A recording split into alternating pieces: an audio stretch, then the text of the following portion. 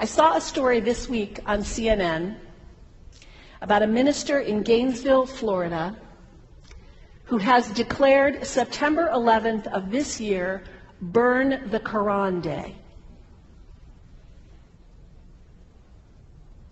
Thank you for your reaction. That was mine.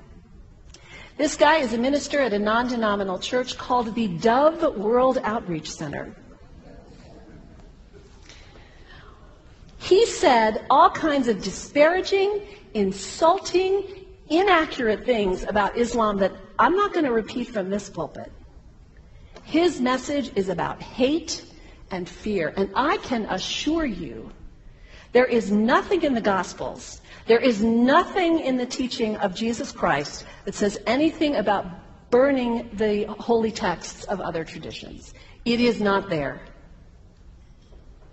The proposed burning of the Quran is obscene. It is not the work of peace. It is not the work of understanding.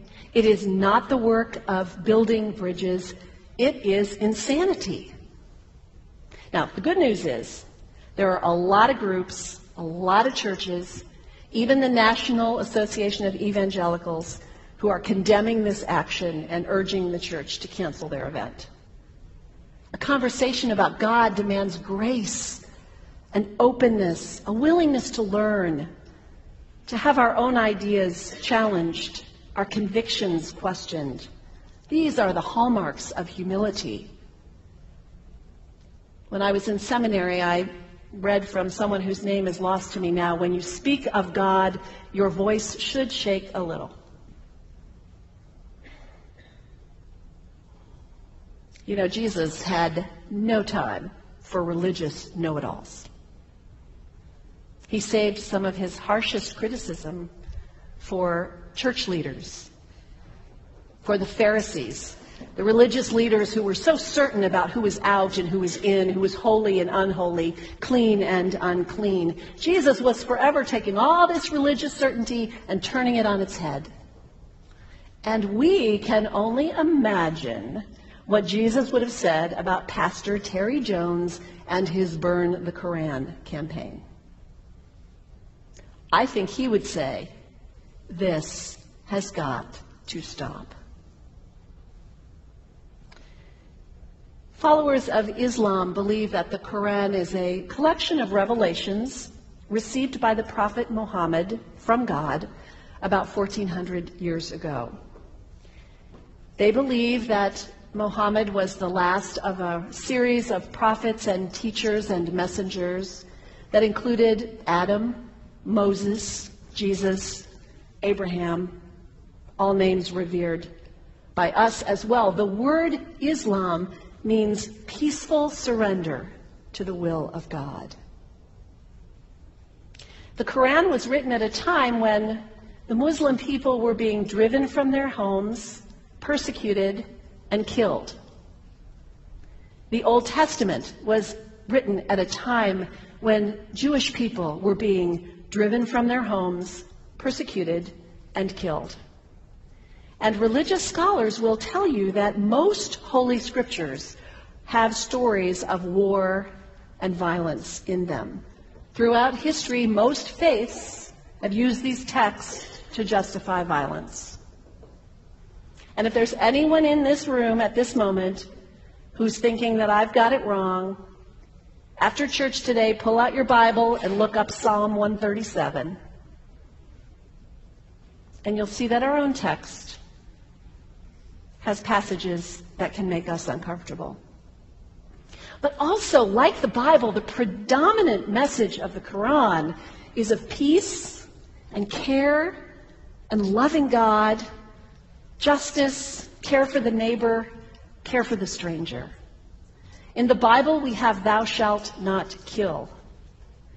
In the Quran, we have whoever kills another, surely he is killing all of humanity. And whoever saves the life of another, surely he saves the lives of all humanity. These are words of peace, words of faith, words that could save the world if we would take them to heart. The second thing you could do, the next time someone sends you one of those emails demonizing Islam, delete it. Don't forward it. Don't participate in the stereotyping. Don't give in to your fear.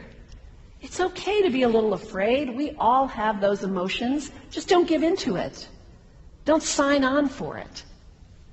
Don't focus on this tiny group of extremists who commit acts of violence. Focus on the hundreds of millions of Muslim people in the world who are people of faith, whose priorities and concerns and families are not so different from your own. And third, when you think of Muslim people, think of individuals. Think of the professor at Ohio State. Think of the engineer at Honda. Think of the teacher at the elementary school down the street. When you think of Muslim people, remember those who died on 9/11, not the hijackers. There was only a handful of them. Remember Mohammed Sunhami Hamandi. He was born in Pakistan. He came to the United States as a small child with his parents. He played high school football.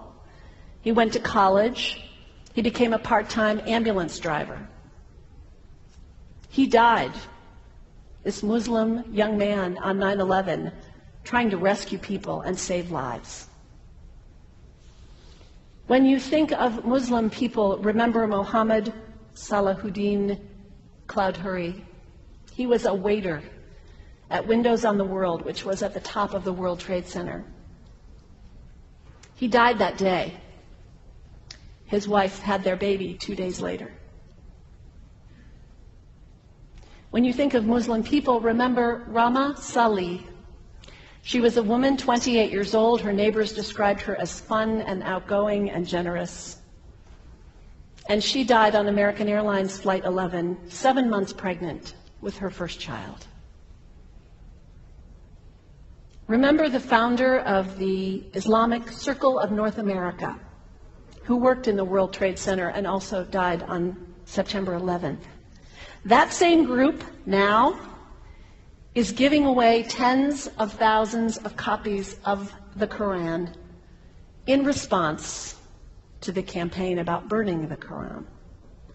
In the language of their own tradition, they are spreading words of faith and peace and hope. One of the ladies at the 8:30 service this morning said to me after, maybe we should declare September 11th, buy a Quran and read some of it. It is for us to share our message.